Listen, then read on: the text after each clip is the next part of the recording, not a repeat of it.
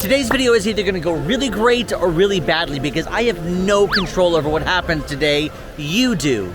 In fact, it's the end of the day. I didn't even start here. Flashback. For today's video, I went on the AllEars.net Instagram account to ask you how I should spend my day in Hollywood studios, and you had a lot of opinions. You will be deciding everything I do today, including rides, shows, snacks, park hopping, and more. Bring it on. So at the time of filming, it is kind of it's a little brisk, and I'm excited. That's a good, the cold front is every once in a while, once in a blue moon, and it's here. I have my jacket, and again, when I say cold front, I mean it's literally, I would say like it's high 60s right now, which is, that's a little, there's a little chill there. It's gorgeous though, not enough to like bundle up. But the first attraction, I have not checked Instagram yet, so let's check that to see what you guys want me to rope drop. Rope drop is pretty crazy this morning, so before we get too far, let's see what our first attraction is. Well, it looks like we're heading down Sunset Boulevard because we're gonna rope drop the Hollywood Tower Hotel, which is not something we typically rope drop. Typically it's a Slinky Dog Dash or Rise of the Resistance. So definitely a different start to the morning, I'll say that. I love Hollywood Studios. The park itself has been engraved into my memory, into like my own personal being. I grew up at this park because both of my parents performed here when I was growing up back in the 90s. When my mother was a single mother, they like let me be backstage if my mom didn't have any childcare, which is just like a crazy to think about this day and age, to think about you being let backstage as a child. But I remember sitting in the green room at the Hunchback of Notre Dame show, just like wild experiences. So I love Hollywood Studios. This place feels like a home away from home. Also because this is one of the first parks I got to perform at on my own Disney journey, so it's pretty cool. Looking at the time for Hollywood Tower Hotel, it says standby 13 minutes. Now it is park opening, and typically attractions have to guesstimate what the wait time is actually going to be, but if it really is 13 minutes, that is a huge win for us. Because 13, the unlucky number 13, or in our case, the lucky number 13, actually means a 0-minute wait. So if you ever see a 13-minute wait posted for the Tower of Terror, that means it should be a walk-on.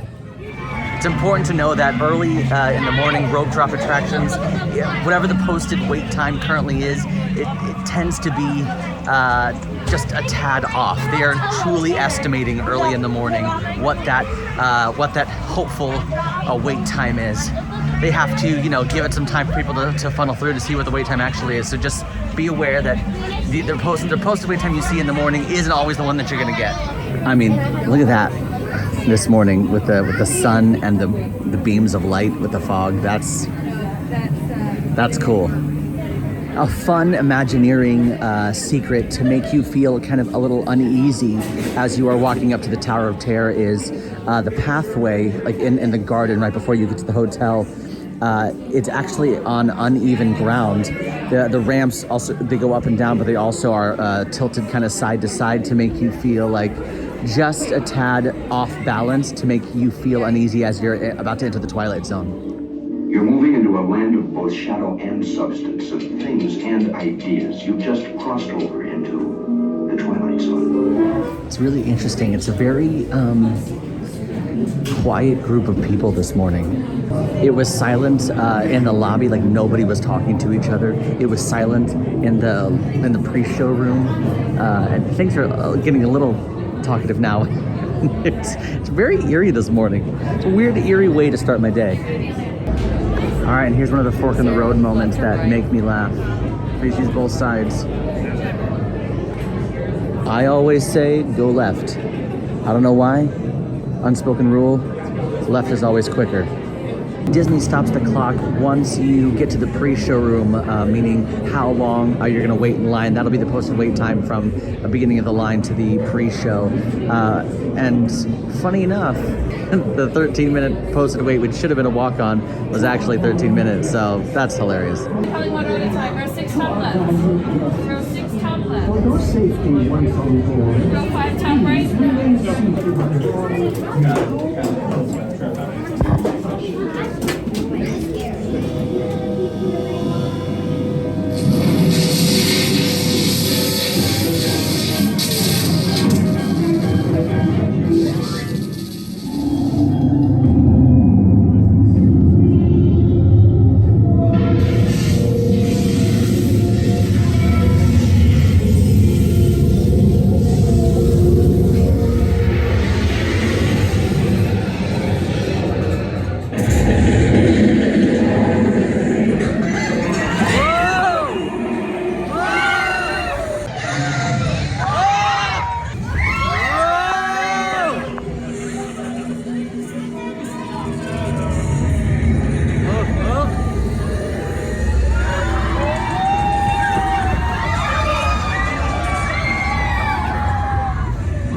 story goes that this family staying here at the Hollywood Tower Hotel, lightning strikes the building and the elevator plummets to the ground.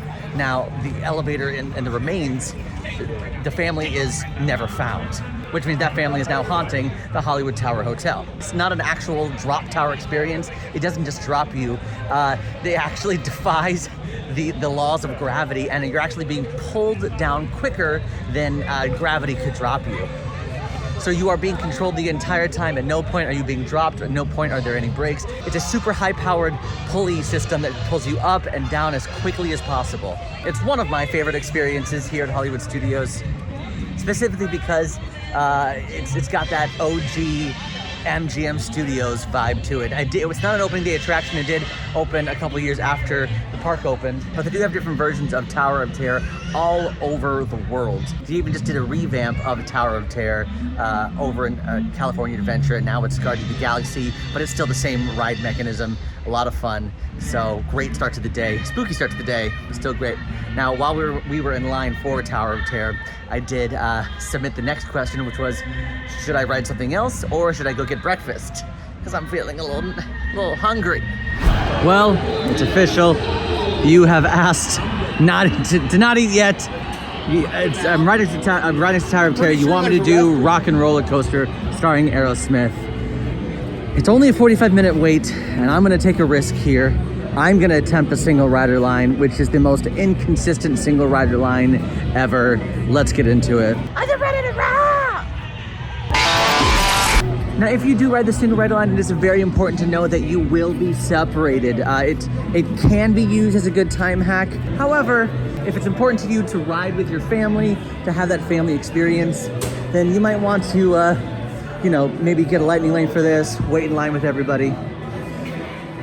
That's totally okay. Rock and Roller Coaster is a high-speed coaster attraction where you board a super stretch limousine. Thanks to Aerosmith, you're given backstage tickets to his concert, and you are zooming through the city to get to his concert on time. So the queue has always gotten a lot of hate for Rock and Roller Coaster because they're like, it's just like an artist's museum. Like, what's the theme here? And it's always important to remember that you are entering a recording studio. If you listen closely, you can hear someone playing drums in Studio B. You are here for a tour of G-Force Records, which is a record label. It's a recording studio. So you are watching Aerosmith do a live session, when things obviously get a little wonky and we get invited to go backstage. This is fantastic. We've only waited in line for 7 minutes. Now, I'll be really honest, this does not always happen. Oftentimes you're waiting the same time, if not longer, than a standby attraction. So this is definitely a rare experience. I've noticed that anything 45 minutes and under, the single rider line tends to be an actual single rider line where it's going to be a shorter wait. We made it. We made it to the concert. We did it. Rock and Roller Coaster is still the only upside-down coaster attraction in all of Disney World, and there is nothing like that launch. I love the launch in Cosmic Rewind, but like seeing where I'm going, it's pretty wild. It's always a great time. Okay, so the people have spoken. Not allowed to eat yet, so they said more rides.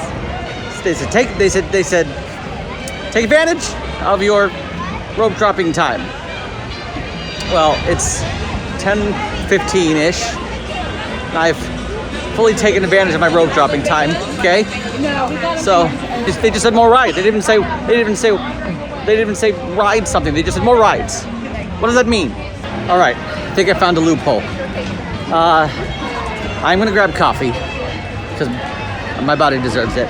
But I was able to grab a last-minute lightning lane for Mickey Minnie's Runaway Railway that happens in about 20 minutes. So until then, I'm going to show you what, how, where I get coffee here at Hollywood Studios. Now, this may be controversial, but I actually get my coffee from the Trolley Car Cafe, which is the Starbucks location here at Hollywood Studios. Now, Typically, we say don't do the Starbucks locations at the parks, like Main Street Bakery or Connections Cafe, because they're gonna have a super duper long line, and typically that eats up a lot of the rope drop time. However, there are 2 locations, both at Animal Kingdom and here at Hollywood Studios, that surprisingly, the Starbucks locations, they're not super busy. So right now I'm here at the Trolley Car Cafe, not a big line. There's a similar line about, what's this? 1, 2, 3, 4, 5, 6, 7 people in front of me. Similar line over at Joffrey's by a Pixar Place. So it's almost the exact same. Now, of course, there are other things that you can grab here at the Red Trolley Car Cafe. Cookies, cake pops, the carrot cake whoopie pie, and as well as your Starbucks merch, like the Blaine Cup. Full disclosure, there is nothing Disney about this beverage. There's nothing specialty about this beverage. You can get it at any Starbucks location. It's just my favorite thing to get specifically at Disney because it's cool, it's refreshing, it's sweet, and it feels like a fun treat. But this is my typically go-to coffee order here at Disney from one of the Starbucks locations, and that's a grande iced vanilla latte with vanilla sweet cream cold foam, which again, cold, refreshing, sweet. That's my coffee order here at Disney World. Now you know. Don't tell my secrets. All right, while I finished my coffee and waited for my lightning lane to show up, I went over to the Tower of Terror and took some pictures with the fit today. You can check that out on AllEars Style on Instagram. But now it is time to jump into the screen, insert myself into a cartoon on one of the most innovative dark ride attractions that have come out in a while.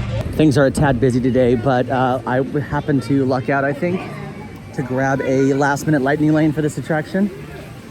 Because currently the wait time is about 70 minutes. Now this is formerly the Great Movie Ride, and you can see a lot of the artwork, and because it's still based off of the Grauman's Chinese Theater, so it still has that movie premiere-esque feel to it. But instead of entering the world of the movies, we're entering the world of the new Disney Mickey Mouse shorts that you can find on Disney Plus. And if you're familiar with, Mickey shorts in the past, these are just a little bit different. Now, obviously, they have been out for some time, but recently I ran into this really sweet couple, and they were talking to me about they had also just recently seen the Mickey Mouse shorts. And I would say that the Mickey Mouse shorts that are on Disney Plus are more comedic, other than the animation being a tad different. It goes back to some of the values that the original shorts had, like back in the day, that is more like Tom and Jerry based, physical comedy. It's less of like the Once Upon a Christmas, Twice Upon a Christmas, where everything is based on realism. And it's like, let's all gather around the Christmas table and talk about emotions. It's more like, whoa, pianos are falling on people's heads. So it's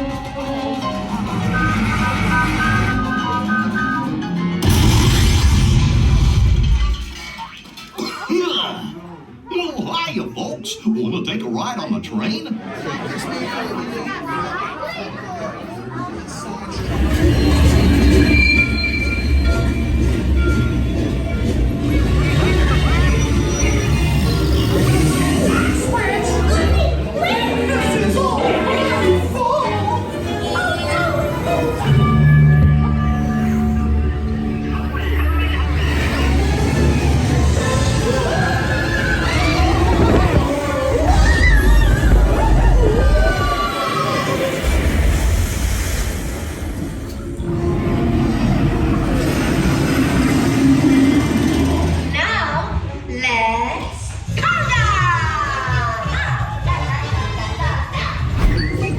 And a couple things to look at as you're exiting Mickey Minnie's Runaway Railway is right here on the left-hand side is actually a picture of Walt Disney, because Walt loved trains so much. And this is great storytelling. Just like we entered the cartoon, we leave the same way we came, and it says the end. Now here's what I'll say about being in the very last train cart. You kind of miss some of the story elements. You hear like the end of whatever Mickey and Minnie or whoever is talking about.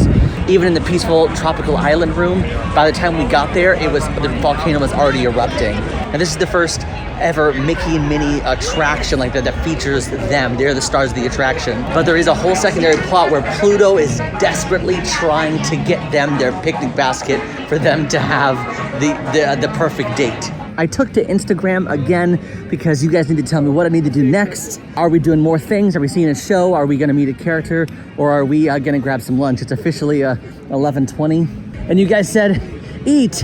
And many of you actually said, eat something savory because maybe you're cutting me a break. You know that I enjoy savory food over sweet food. So we are gonna head to Galaxy's Edge to eat one of my favorite savory options. And no, it's not a Ronto wrap. We have made it to Batuu, otherwise known as Galaxy's Edge. Now, where this land currently exists in the Star Wars timeline is between movies 8 and 9. So Kylo Ren is the new Supreme Leader. Rey has worked with Luke Skywalker to hone some skills, some Jedi skills. The Millennium Falcon is here as well. But we are actually headed to Docking Bay 7 for one of my favorite savory lunches in all of Hollywood Studios. Docking Bay 7 is going to be your quick service location here at Galaxy's Edge. Now, there are going to be familiar flavors like pork ribs, fried chicken, tuna poke, but they all have a little bit of a twist to give it that Star Wars flavor and vibe to it. The other reason I love Galaxy's Edge and Docking Bay 7 is because there are Easter eggs from all the Star Wars movies everywhere. Now, they do have some indoor seating, but it is too gorgeous to not use this outdoor seating area, and it's just really cool to be in here. I mean, it's completely immersive, lots of fun details, and it's got that rustic, kind of dirty, lived-in Star Wars vibe. So I got the hot chicken tip-yip, which is basically a larger breaded chicken nugget with a sauce on it, and it comes with corn relish and white rice.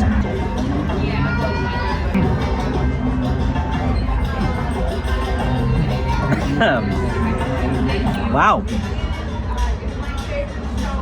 I just got some of the chicken tip-yip sauce on the hot chicken tip-yip sauce on my fingers. I licked it, and the spice immediately hit me. The heat on the back of my throat is, it's a peppery heat. It's not a Tabasco heat. It is definitely a thick spice. One of the spicier things that I think I've had on Disney World property, not including the ridiculously spicy wings that they have at Brew Wing for the Food and Wine Festival. That's unreasonably spicy. All right, so here we go.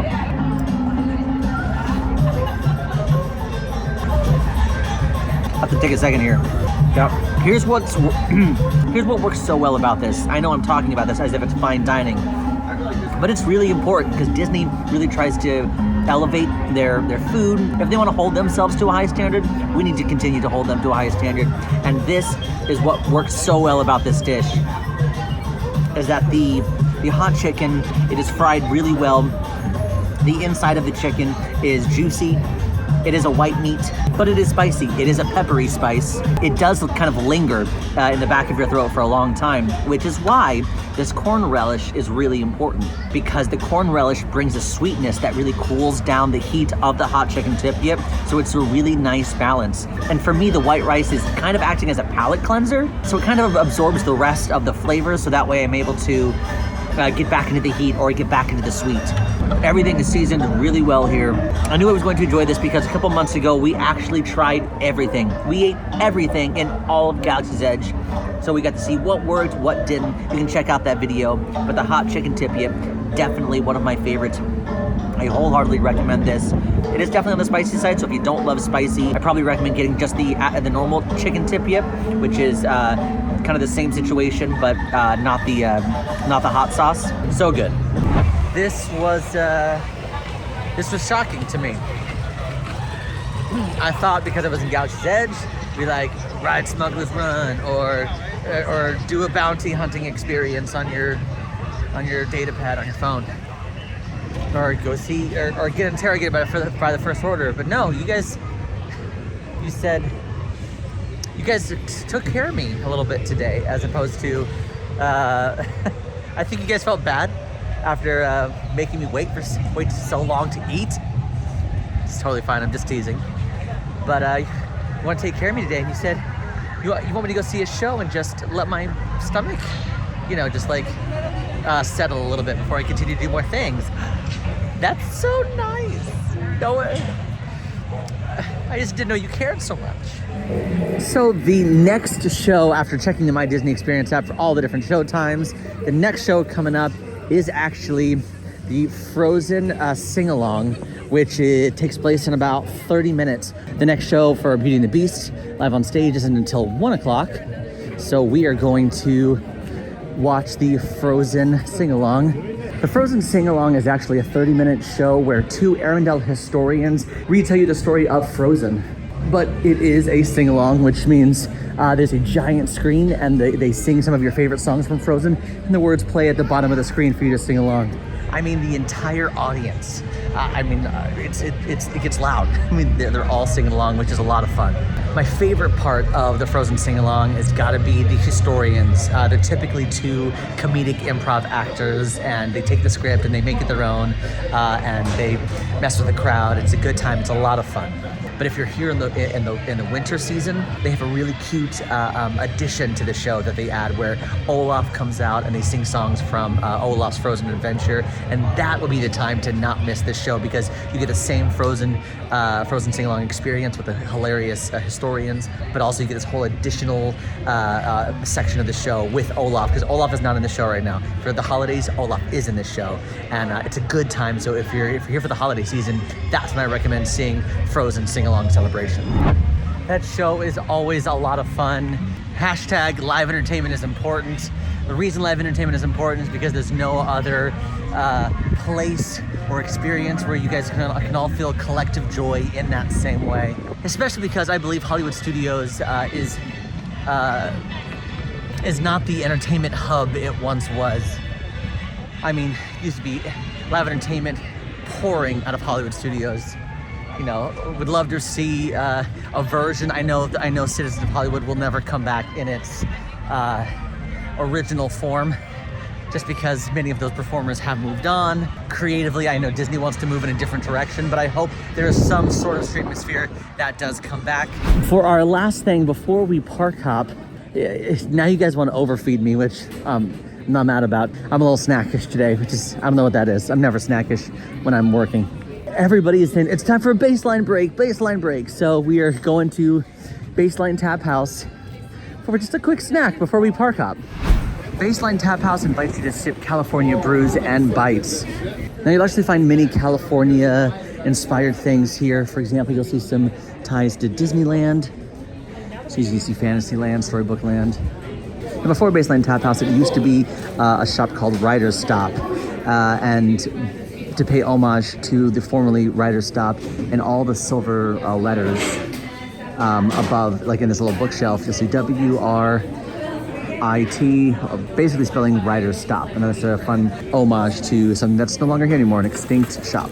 All right, starting off, we got the California Sunset, which is Absolute Vodka, Southern Comfort, which is whiskey, orange juice, sweet and sour, and a little dash of pomegranate juice.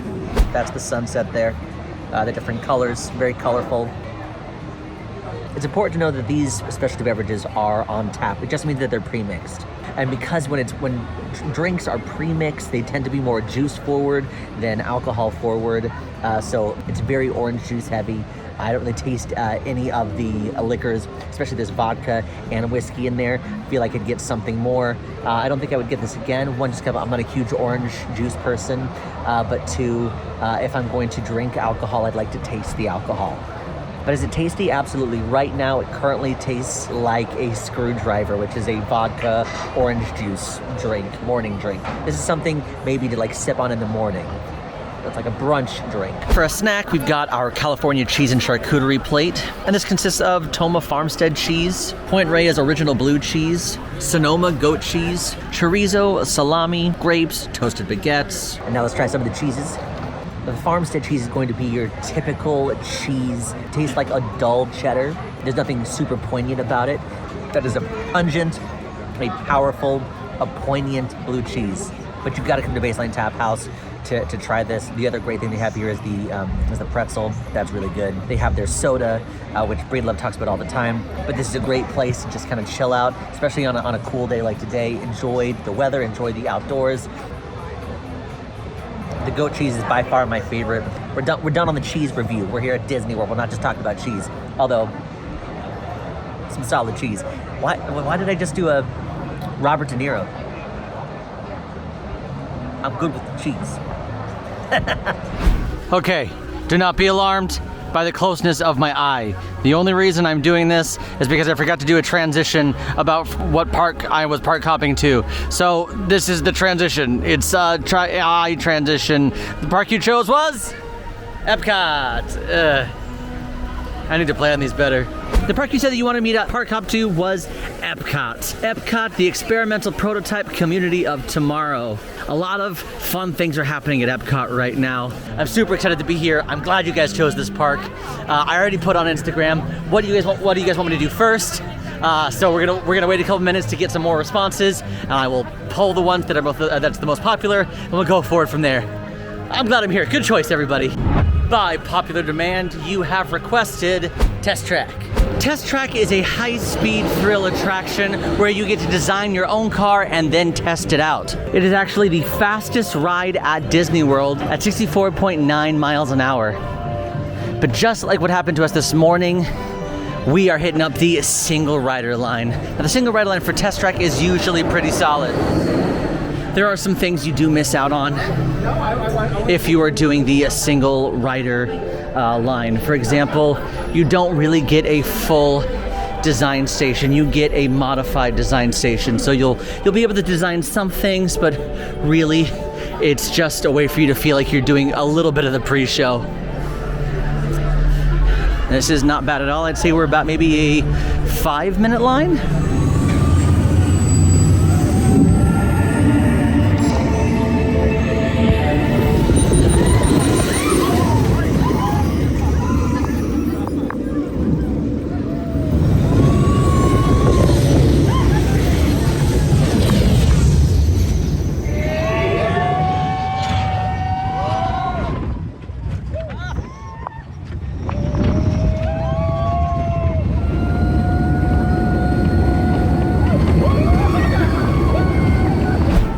Once you are off the ride, you can see how your score did compared to other people's scores throughout the day. And yeah, there's a highest score throughout the day that you're trying to beat. The design score for the day, the top design for the day is 229.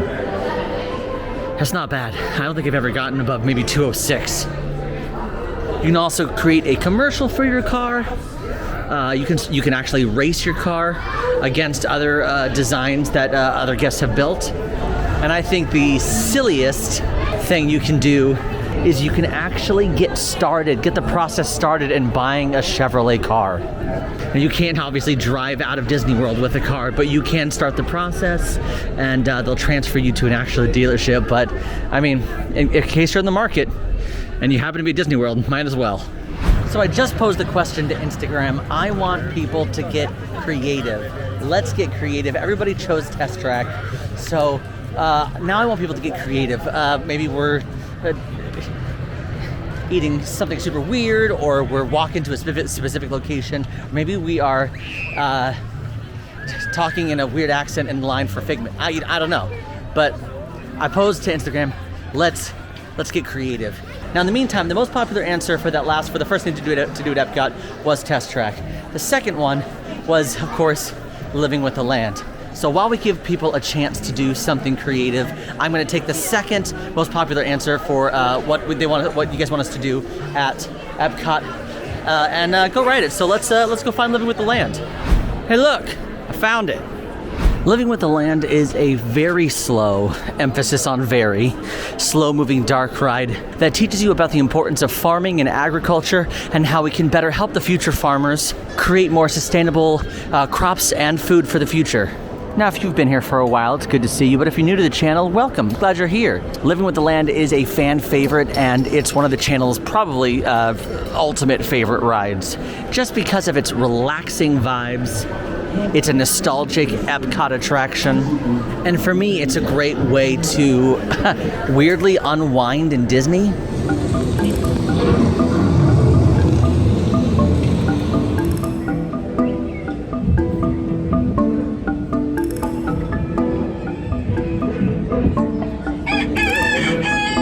Of all the forces at work on the land, humans have had one of the most profound effects: the need to produce food. The tropics are home to the greatest diversity of plants on the planet. All parts of this plant, even the flower petals, are edible. More than 28 million tons of bananas are eaten annually, making it the most popular fruit in the world. I'm glad we did that. We did some solid attractions. I made the mistake of saying, hey guys, get creative. What do you want me to do? And y'all said I should eat the spicy wings from the brewing, which is currently part of the Food and Wine Festival here 2023, here at Epcot, and not react. Okay, challenge accepted. These are insanely spicy. This is brewing here at the Odyssey. It's part of the Epcot International Food and Wine Festival. Brewing is actually the Muppet-inspired booth here. Oh, we're gonna get there it is, the unnecessarily spicy yet extremely tasty Scotch bonnet pepper curry wings. So I decided if we're gonna do a no reaction test. I got the wings, the unnecessarily spicy wings, to see if I have no reaction. No reaction. No reaction. I hate pickles. I'm gonna say that right now. So this should be really interesting.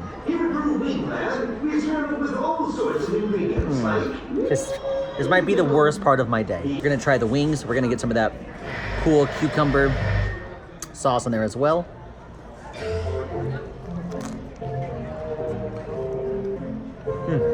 Okay. Yeah, they're spicy. Yeah, they're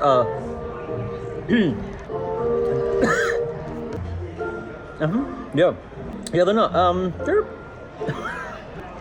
Don't react. Okay, so the thing about the wings is there's hot am I sweating? And then there's spicy. Spicy means that there's still a flavor to it, that you can taste the kind of spices that they use to make it. Hot just means it's burning. And this is definitely burning. The thing about it is that it just sits in your mouth. It doesn't necessarily heat up your throat like a spicy situation would. It lingers in your mouth and on your lips, and so it's not just like, oh, that was spicy going down. It was like, no, just my entire mouth is hot. Great, cool. I don't know if I passed or failed. Let me know. It is slowing down though. Okay. Nope. This gets worse. Nope. And the cool cucumber yogurt doesn't help at all. It just doesn't. Is my nose running? I will say I would get this again for fun. I would ask for either more cool oh my gosh. More cool cucumber.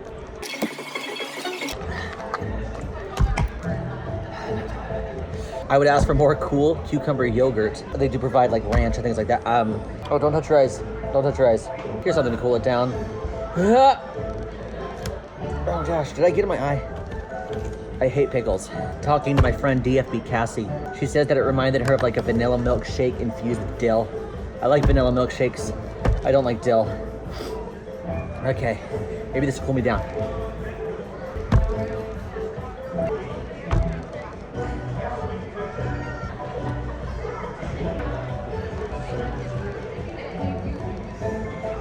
It's sweeter than I thought it would be. I don't know, because my taste buds are dead. Definitely, I feel like a vanilla base in the pickle. I can't talk anymore. It is definitely a vanilla base in the pickle milkshake. There's not a lot of salt to it. I don't know if the wings messed up my taste buds, but it tastes like a minty aftertaste. This doesn't make any sense. It's like mint dill. It's as if you were to brush your teeth with dill-flavored mint toothpaste and then drank a vanilla milkshake immediately following. That's what this is. Yeah, whew, that was harder than I thought. I probably failed that. Well, that was a journey. Very creative, also slightly painful. Honestly, I love the fact that you guys actually use the hashtag live entertainment is important. It means a lot to me. It means a lot to many people, many of my friends and family, people who also believe the same thing. So thank you. But it is pretty late. It is almost 7 o'clock, and a lot of the live entertainment offerings at Epcot are done for the day. But it is Food and Wine, which means they typically have a concert series happening. So let's go see what is happening in the American Pavilion, the American Gardens Theater, and see who's playing tonight. I made it to the American Pavilion, and this is the American Gardens Theater. Now, during the festivals, they have a lineup of different artists, everybody from Boys to Men. Tonight, Evolution Motown is playing. Now, they always have these kinds of bands for Eat to the Beat, which is the Food and Wine Festival, and Garden Rocks, which is the Flower and Garden Festival. For the Festival of the Arts, they'll have their Broadway concert series, where they have Disney on Broadway artists come and perform, and during Festival of the Holidays, they have their Candlelight Processional, which is where they have a celebrity narrator tell the story, the biblical story of Christmas, and it's a huge choir and a huge orchestra on stage. It's awesome. So let's watch some bands.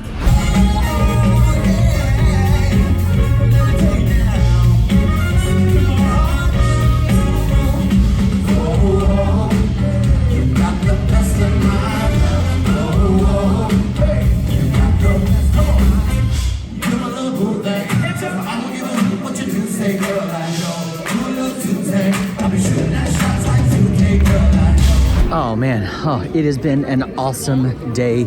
You guys have made this Viewers Control My Day video, which could have been, pure torture, but you've made it so much fun. So thank you. I've had such a fun, great day. Just as a fun side note, on the way out, before I do my final thing, I am actually stopping at Carmel Kusch, the Carmel store in Germany, because the viewers aren't the only people that control my day.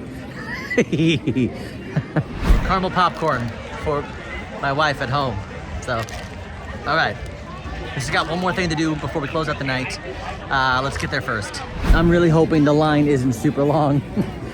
But the last thing you said, the way that you love to end your night, one of the most popular things was getting a drink at Epcot and riding the ride. Let's grab a drink at La Cava del Tequila and then ride the 3 Caballeros, the Grand Fiesta Tour. Now, towards the end of the night, these lines are going to get longer because people realize that it is the end of the night and they want to have a drink while they watch the fireworks. So probably not the best time to come, but it definitely could be a whole lot worse. La Cava del Tequila is the tequila bar inside of the Mexico Pavilion. It is a full bar. They do have other liquors, not just tequila. You can just take a drink to go from the bar, or you can grab a seat and grab some chips and queso. I was told recently that it is cheaper to get a tequila shot than it is to get 3 different shots for the tequila flight. In fact, I did a whole experiment on this when I did the top 40 worst things to buy here at Epcot. One of them was actually the tequila flight, which is crazy. You could actually pour all 3 tequila shots into one actual shot of tequila. The other thing is that the bartenders, they're great, they're knowledgeable, they're personable. If you have a type of tequila that you love that you're hoping that they have, but they don't have, just ask for the same kind of thing, but the same price point.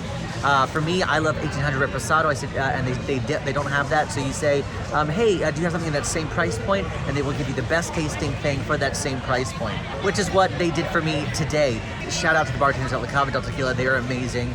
We're gonna sip this tequila shot, and then we're gonna go on Grand Fiesta Tour. It tastes like vacation. Delightful. The Grand Fiesta Tour is a slow-moving boat ride starring the 3 Caballeros. That's Panchito, Jose, and Donald. But Donald has gone missing right before their big concert in Mexico City. So Panchito and Jose set out on an adventure to find Donald.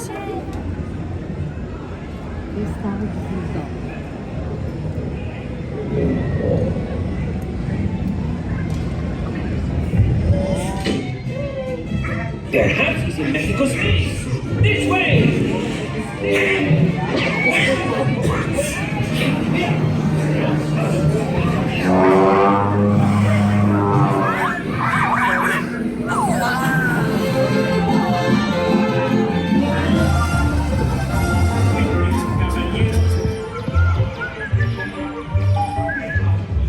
I mean, look at that, y'all. If that's not how your Disney day is ending, how is it? I do believe Spaceship Earth is the best beacon. It's just absolutely gorgeous, and it lights up the sky and everything around it. It is, I cannot say enough about it. This is next level. So I know I'm not ending with fireworks, but this is definitely the next best thing.